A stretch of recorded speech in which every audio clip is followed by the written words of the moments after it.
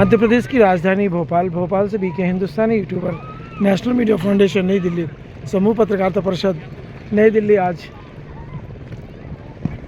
नर्मदापुर जिले श्रीमाल तहसील ग्राम पंचायत बाबरी आए। मां नर्मदा के गऊ घाट पर पेटी मास्टर थुआ से आए हैं और मां नर्मदा के इस जल का अमृत आनंद ले रहे हैं। उनके साथ में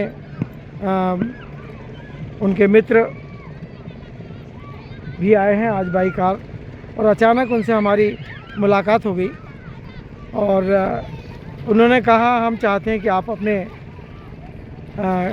चैनल में हमारे बारे में कुछ जानकारी देने का कष्ट करें।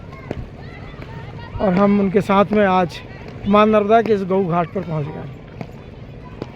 हमारे पुराने मित्र शांतिलाल बांके जी भी चले आ रहे हैं। उनके साथ में शायद उनके परिवार का एक बालक।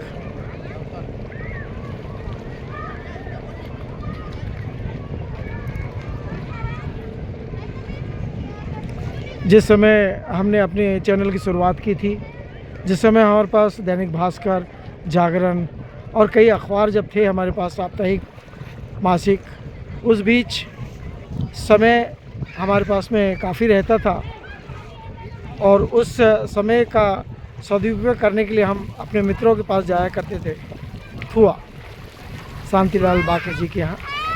पर अब चूँकि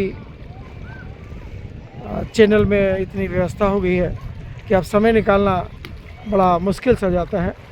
इसीलिए अब जब कभी भी हमारे मित्र जहाँ जहाँ भी हमको मिल जाते हैं, पेटी मास्टर जी जो यदुवंशी समाज से संबंध रखते हैं, और बांके जी थुआ के माने हुए किसानों में से आते हैं। आज भी उनके खेतों में और उनकी सोच में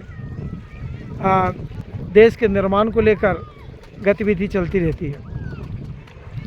पेटी मास्टर जी भी समाज में एक वरिष्ठता की गिनती में आते हैं, और वरिष्ठता भी इसलिए कि वे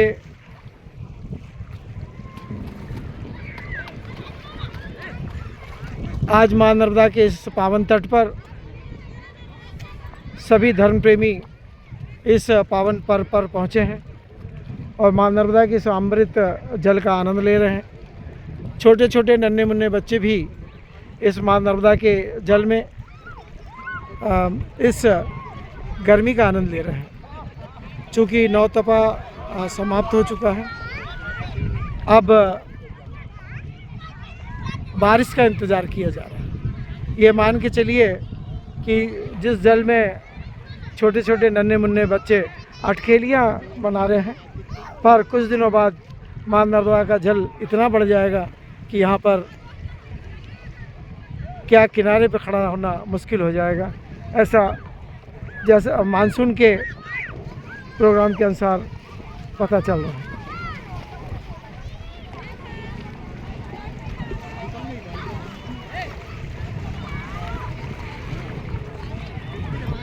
वो चलिए।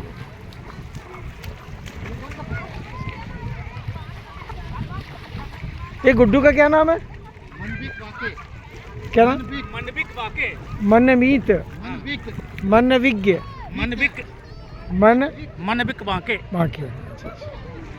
कौन सी क्लास में ये फर्स्ट कोर्स में केजी। कहाँ पढ़ता है ये? सिवनी मालवा। ज्ञान रतन में। बहुत बढ़िया स्कूल है।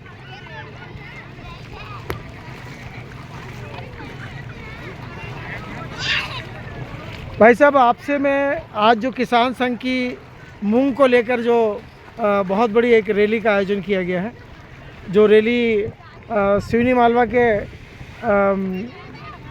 एक विशेष स्थान से एक विशेष स्थान तक पहुंचने वाली है, और मांग की जा रही है कि सरकार मूंग को खरीदे।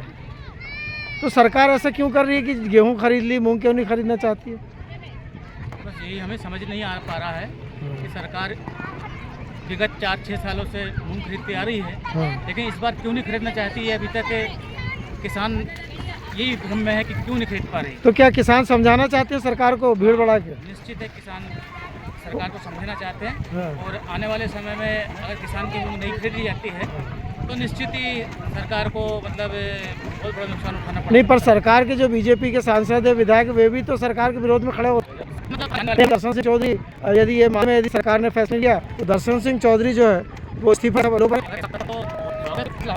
निकले जो इनका स्टेटमेंट हुआ है, आज पूछा बता रहे हैं कि से मांग कर कि या मांगे ये बंदा, लोग कह रहे हैं कि वो सिंह चौधरी इस्तीफा दे सकते हैं मूंग वाले मामले में। नहाने प्रार्थना आए जो शामिल होंगे ज़्यादा से ज़्यादा किसान कैसे इसका किसानों को अगर कम आ गया तो बहुत बड़ा आने वाले नुकसान खराब पड़ता है। चलो वर्ष पर भी कहें दोस्तों, और अवैध उत्खनन सारी अखबार भी बता रहे हैं कि पर हो रहे अवैध उत्खनन क्यों नहीं होगा, आश्चर्य और गंभीर विषय है। कई वर्षों से अवैध उत्खनन को लेकर आम जनता सरकार से मांग करती रही है, पर सरकार ऐसा लगता है कि आंशिक रूप से उनके साथ है और आंशिक रूप से जनता के साथ है। जय हिंद, जय भारत।